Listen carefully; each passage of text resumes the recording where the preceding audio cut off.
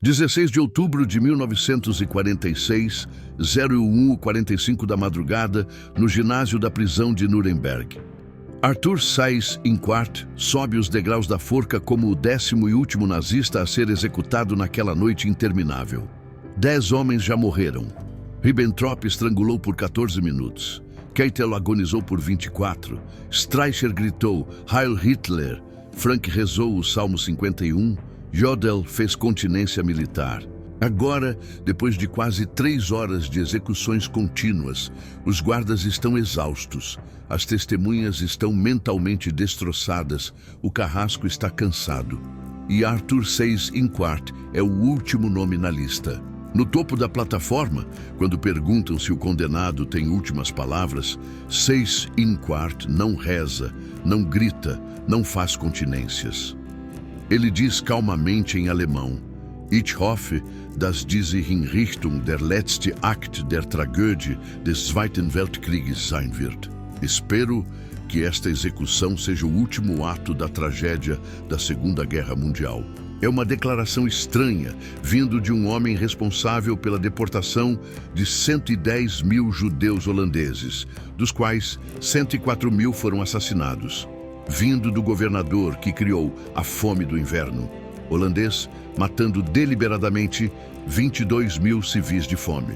Vindo do nazista que governou a Holanda, ocupada com brutalidade metódica, de 1940 a 1945.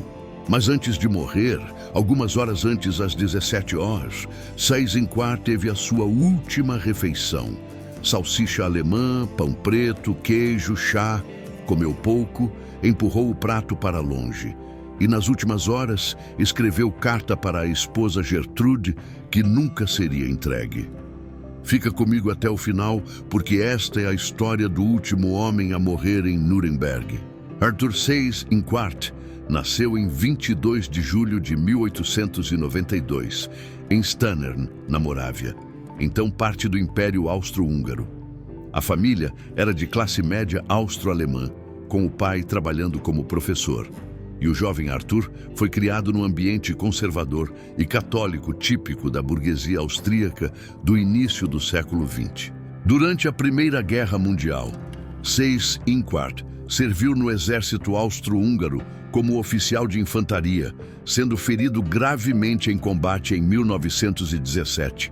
Uma lesão na perna que o deixou mancando pelo resto da vida, tornando-se característica física marcante que testemunhas de Nuremberg notariam décadas depois. Após a guerra, estudou Direito na Universidade de Viena, tornando-se advogado em 1921. Diferente de outros nazistas que eram vagabundos ou agitadores de rua, Seyss-Inquart estabeleceu prática legal respeitável em Viena, especializando-se em direito comercial e ganhando reputação como advogado competente e meticuloso. Mas nos anos 1930, enquanto a Áustria enfrentava crise econômica e instabilidade política, Seyss-Inquart foi atraído para o movimento nazista austríaco. Em 1931, juntou-se ao Partido Nazista Austríaco, tornando-se membro do círculo interno que conspirava para anexar a Áustria à Alemanha nazista, o Anschluss. Março de 1938, sob pressão massiva de Hitler, o chanceler austríaco Kurt Schuschnigg foi forçado a nomear Seyss-Inquart como ministro do interior da Áustria. Foi o início do fim da independência austríaca, porque Seyss-Inquart era o cavalo de Troia nazista dentro do governo austríaco, trabalhando ativamente para sabotar a resistência ao Anschluss. 12 de março de 1938. Tropas alemãs cruzaram a fronteira austríaca sem resistência, porque Seyss-Inquart, agora chanceler por 2 dias após forçar renúncia de Schuschnigg, ordenou que o exército austríaco não resistisse. Ele convidou formalmente os alemães a restaurar a ordem, facilitando a anexação que Hitler desejava. Por esse serviço, Seyss-Inquart foi recompensado. Hitler o nomeou governador do Ostmark, nome nazista para a Áustria anexada, posição que manteve até 1939. Durante esse período, supervisionou perseguição sistemática de judeus austríacos, confisco de propriedades, deportações iniciais, ensaio do que faria na Holanda anos depois. Maio de 1940. A Wehrmacht invadiu a Holanda numa campanha relâmpago que durou apenas 5 dias. Roterdã foi bombardeada brutalmente, matando cerca de 1.000 civis, e o governo holandês rendeu-se em 15 de maio de 1940, fugindo para Londres para formar governo no exílio. 18 de maio de 1940, Hitler nomeou Arthur Seyss-Inquart como Reichskommissar, comissário do Reich, para os Países Baixos ocupados. Essencialmente ditador absoluto da Holanda, com autoridade para fazer o que quisesse. Seyss-Inquart estabeleceu sede em Haia e começou imediatamente a transformar o país em colônia nazista. Diferente de ocupações em outros lugares, Hitler tinha planos específicos para a Holanda, porque os nazistas consideravam holandeses como racialmente valiosos, germânicos que deveriam ser assimilados ao Reich. Então, a política inicial de Seyss-Inquart foi relativamente moderada, tentando conquistar cooperação holandesa através de propaganda sobre fraternidade germânica. Mas quando a população holandesa resistiu, quando greves eclodiram, quando sabotagem começou, Seyss-Inquart mostrou a sua verdadeira face. Fevereiro de 1941. A greve de fevereiro explodiu em Amsterdã e outras cidades holandesas, protestando contra a perseguição de judeus. Foi a primeira e única greve em massa na Europa, ocupada especificamente em defesa de judeus. A resposta de Seyss-Inquart foi brutal. Declarou estado de emergência, prendeu centenas de grevistas, executou 9 líderes publicamente como aviso. A partir desse momento, a ocupação holandesa se tornou progressivamente mais severa, mais violenta, mais genocida. A perseguição dos judeus holandeses começou metodicamente. Primeiro vieram as leis antissemitas copiadas da Alemanha, proibindo judeus de certas profissões, de parques públicos, de transportes.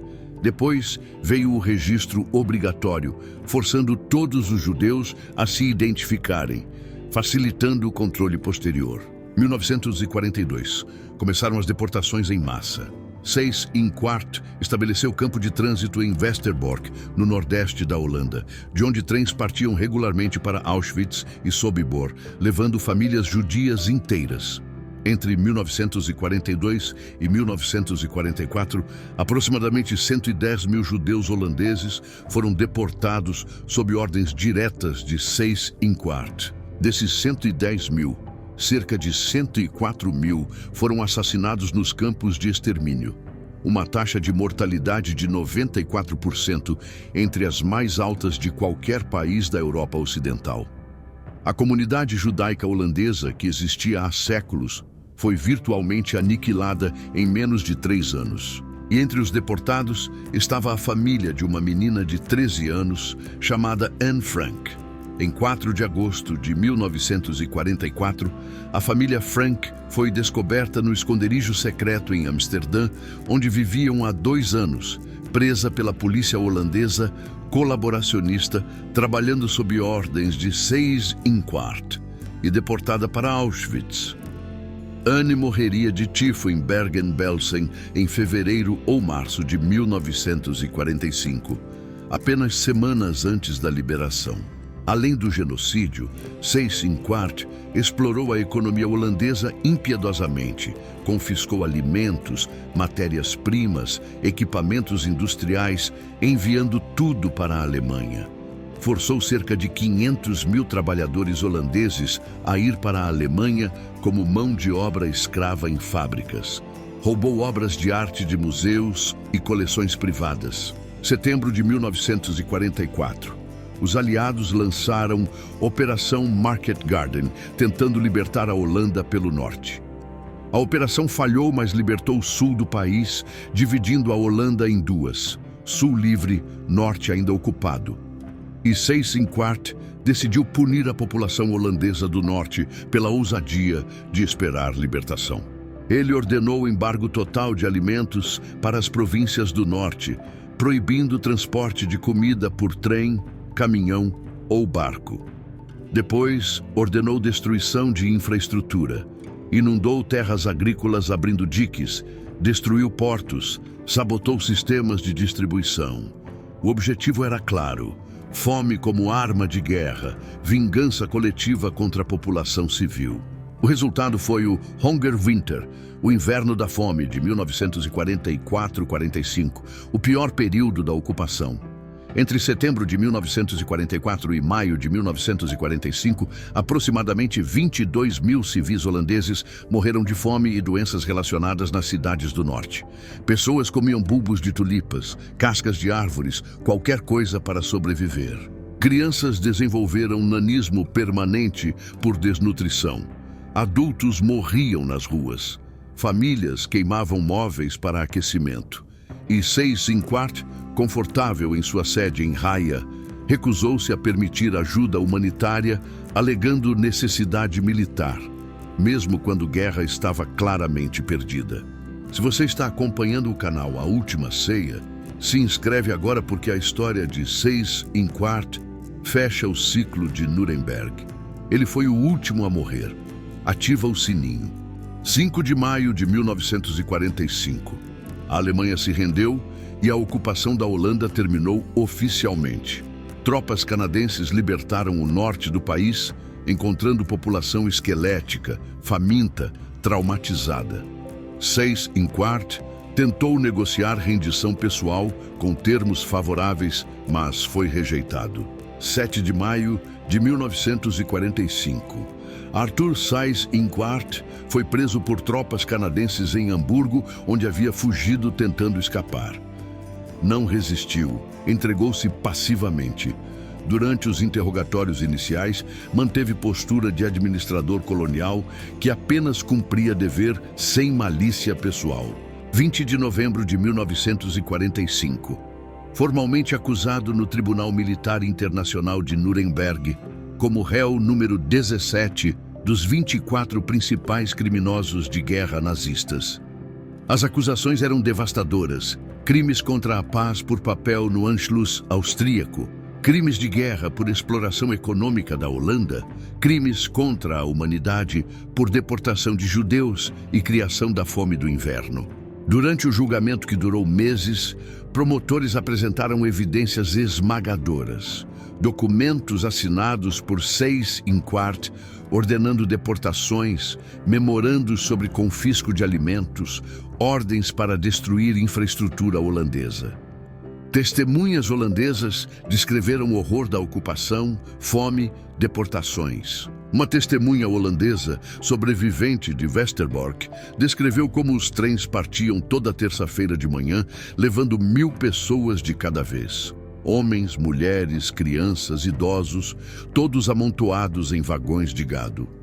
Seyss-Inquart sabia para onde iam e o que aconteceria lá, mas assinou as ordens metodicamente, como se estivesse processando papelada comercial rotineira. A defesa de Seyss-Inquart foi calculada e fria. Ele argumentou que era administrador colonial competente, fazendo trabalho difícil em circunstâncias impossíveis. Sobre as deportações de judeus, alegou que eram ordens de Berlim, que não podia recusar sem ser substituído ou executado por traição. Sobre a fome do inverno, argumentou que foi necessidade militar, porque holandeses estavam sabotando o esforço de guerra alemão através de greves ferroviárias. Então, punição coletiva era legítima sob leis de guerra.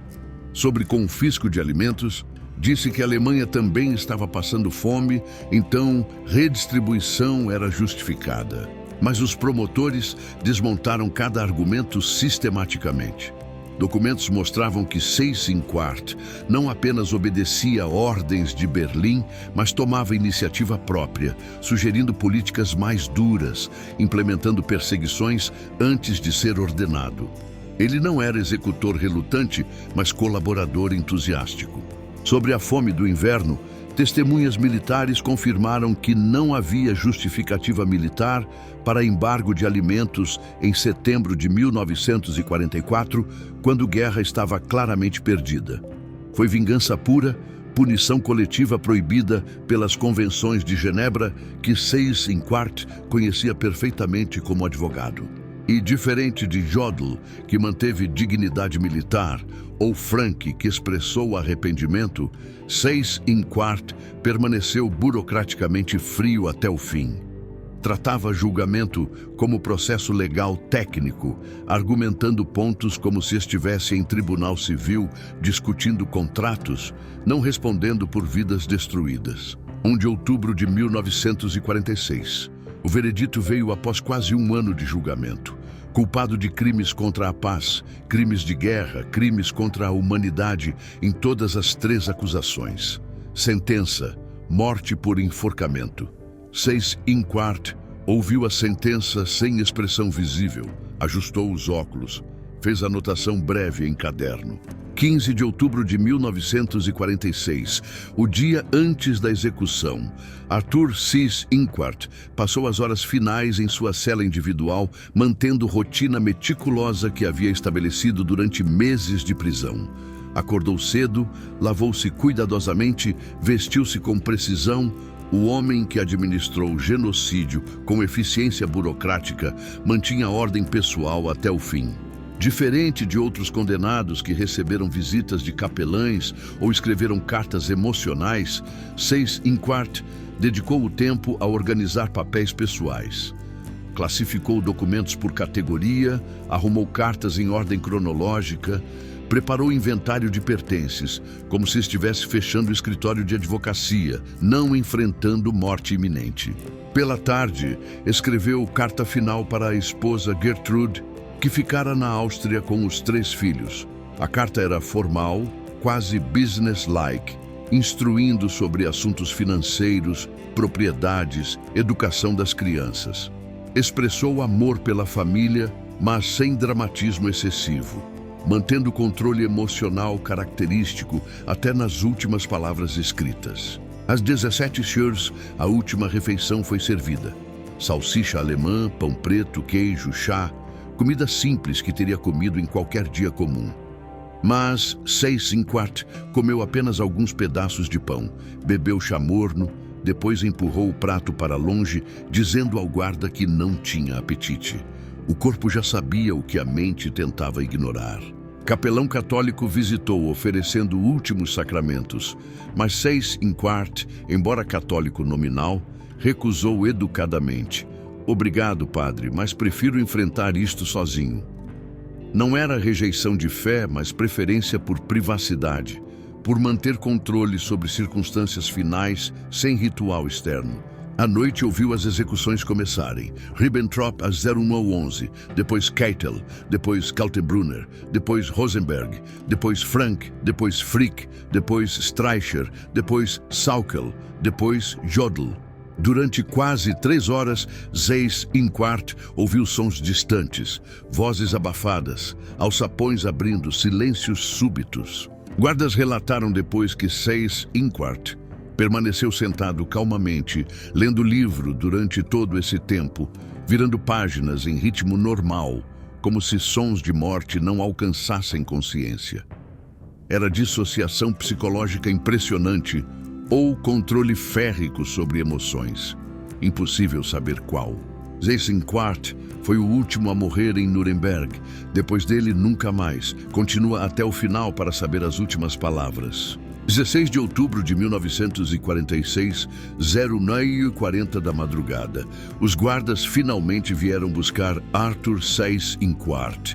Eram quase 2 horas depois que as execuções começaram, e Seyss-Inquart era o último nome na lista, o 10º condenado, o fim de uma noite que pareceu durar eternidade para todos os presentes. Quando os guardas entraram, Seyss-Inquart fechou o livro calmamente.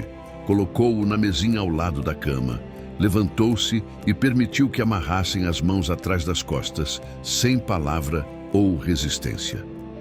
O homem que administrou deportações de milhares enfrentava o próprio fim com a mesma eficiência fria. O caminho até o ginásio era o mesmo que 9 homens haviam percorrido antes dele naquela noite. 6 caminhou mancando.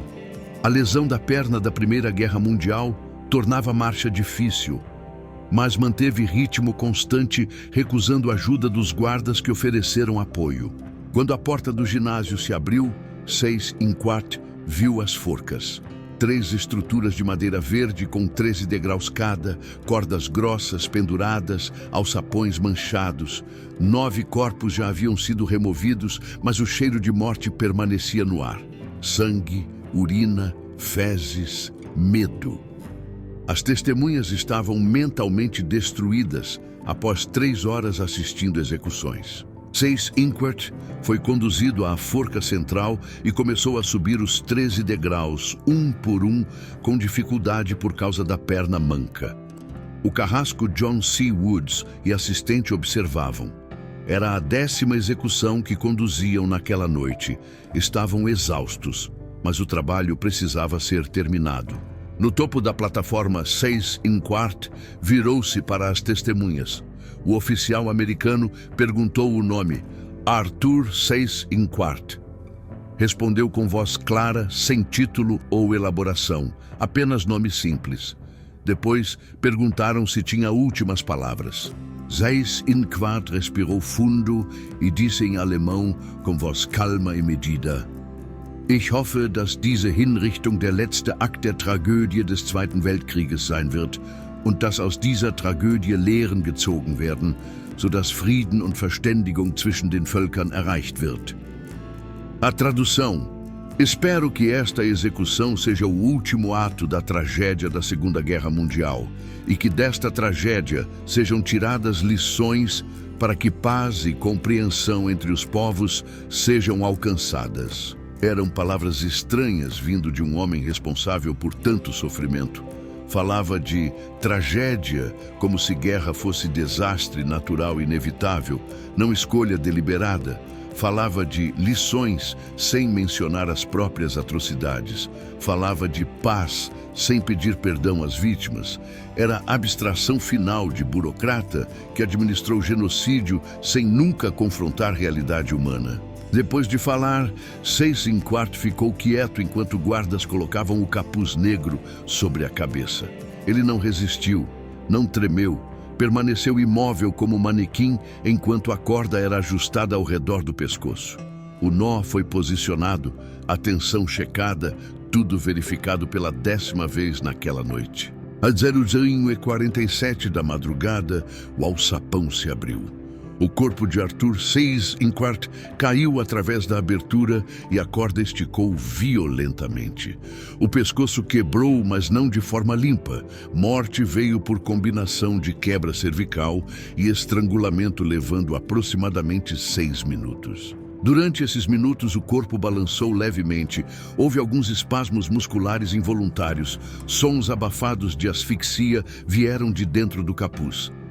Às 01:53, o médico subiu com o estetoscópio, verificou o pulso no pescoço, escutou o coração através do peito.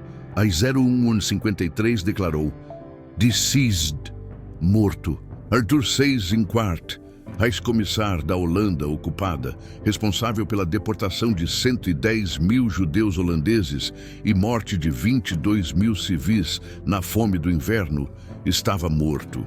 E com a morte dele, as execuções de Nuremberg terminaram. Ele foi o último. Depois dele, nunca mais houve execuções de nazistas em escala similar.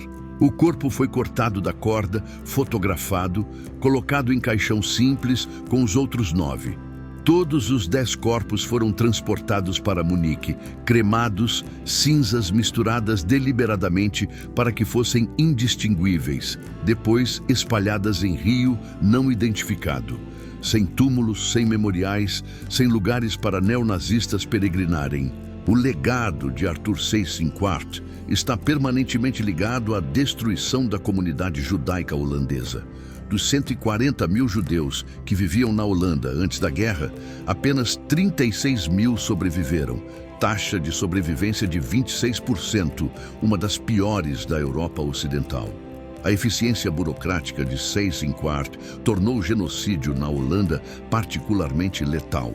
E entre os que não sobreviveram estava Anne Frank, a menina cujo diário se tornaria um dos documentos mais lidos do século XX, humanizando o Holocausto para milhões.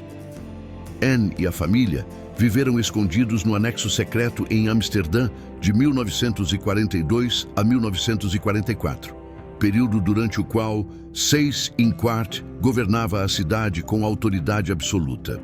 4 de agosto de 1944. A Gestapo e polícia holandesa colaboracionista invadiram o anexo secreto, prendendo todos os ocupantes. Anne, a irmã Margot, a mãe Edith e o pai Otto foram deportados para Westerbork, o campo de trânsito que Seyss-Inquart estabeleceu, e depois para Auschwitz, no último trem de deportação que partiu da Holanda. Anne e Margot sobreviveram seleção inicial em Auschwitz, mas foram transferidas para Bergen-Belsen, onde ambas morreram de tifo em fevereiro ou março de 1945, apenas semanas antes da liberação do campo.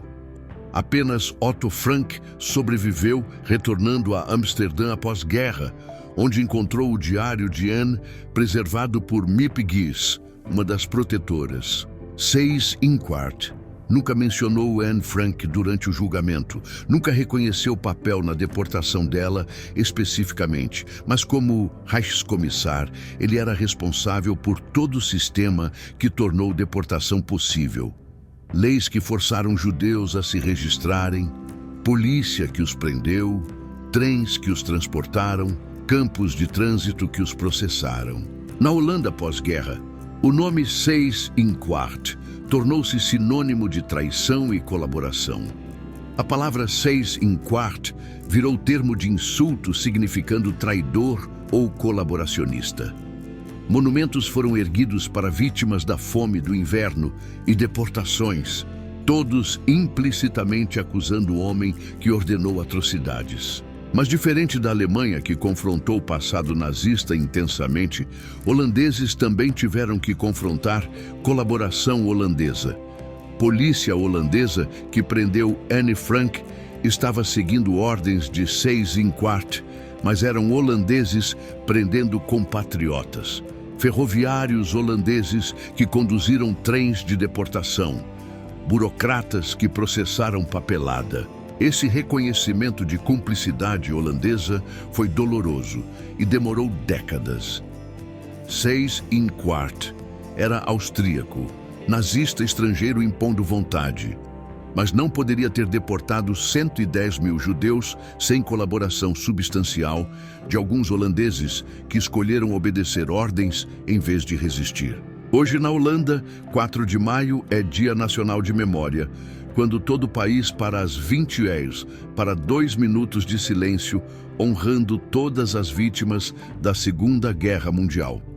E no centro de Amsterdã, perto da casa de Anne Frank, que é agora museu visitado por milhões, a placa memorial listando nomes de deportados.